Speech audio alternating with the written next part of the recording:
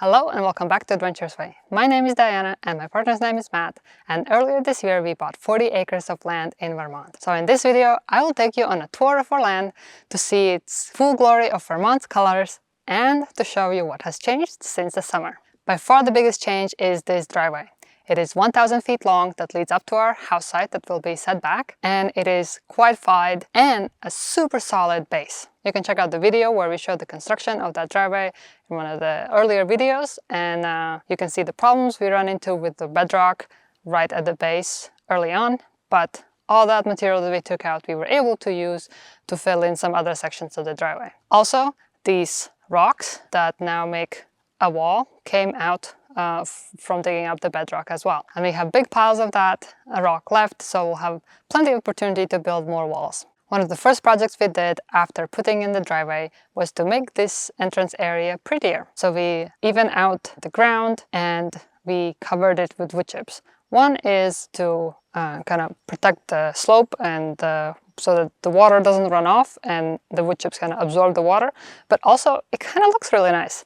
So at first we put the wood chips down just kind of on the slope, but then we decided we'll just put the wood chips down on the whole flat area.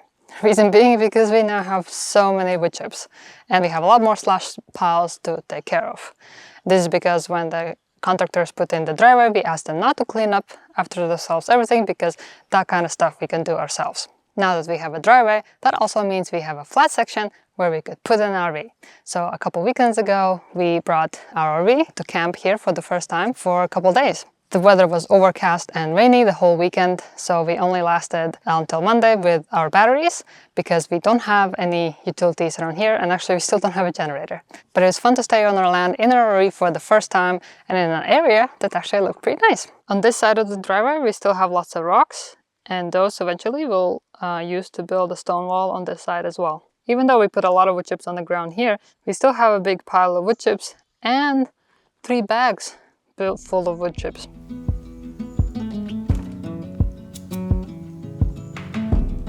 This is our old logging road entrance, which is now blocked by a pile of wood chips.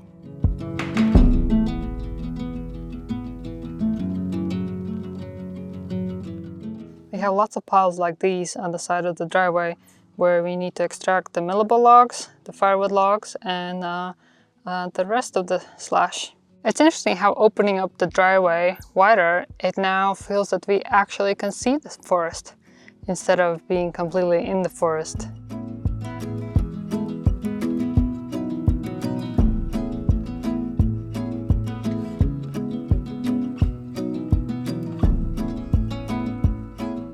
We were contemplating buying a shipping container for storage, but with the crazy prices right now, we decided that wasn't a good idea. So instead, we rented the shipping container for the season because the rental prices haven't really gone up that much. So we rented a 40-foot long shipping container. It is a high cube, and there, for the winter, we can store tractor and a sawmill that hopefully should get here very soon.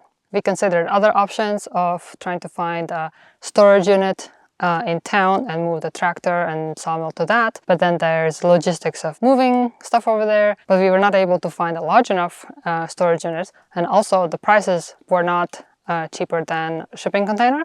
Plus, the shipping container is here in place and we can keep our tools and get some of the tools out of the truck into the shipping container.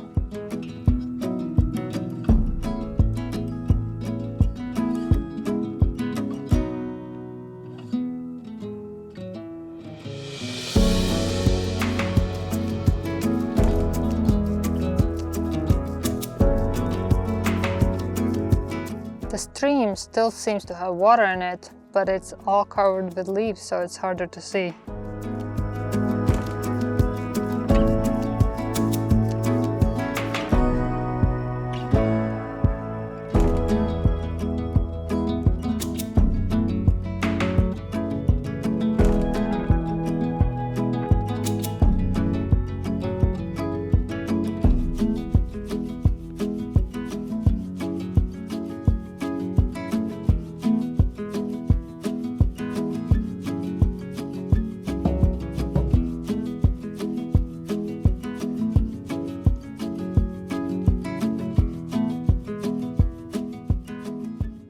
This is the other end of the driveway near the house site. We haven't gotten our current use exemption for the house site yet, so we can't cut down the trees where the house will be. So for now, we are finishing the driveway here, and it will extend a little bit around the mechanical building and the house. But this is our landing so far. We have a pile of logs that are waiting for the sawmill to arrive so that we can mill them. And we also recently got a equipment trailer. We saw it for sale on the side of the road. It's a used, really old trailer, but the previous owner kind of brought it back to life, and it looks in very good condition. So that will be helpful for hauling materials, or maybe even hauling the tractor to the service or to maybe other places. And it's long enough to transport the sawmill as well if we want to transport it without registering it. So as you can see here, we still have a lot of work cut out for us. At this point, we will not get to start building the buildings this year, but we're thinking that maybe the first project that we build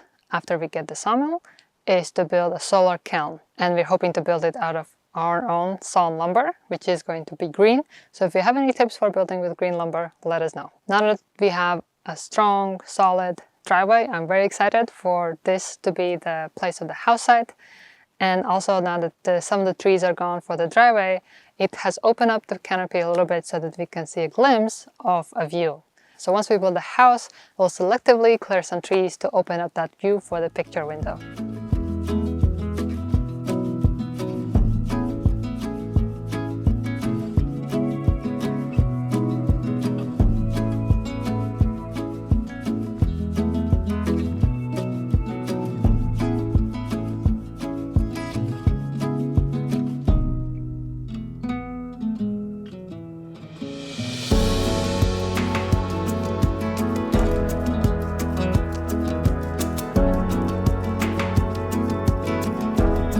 The blanket of leaves here on this portion of the trail is so thick you can't even see the wood chips on the bottom.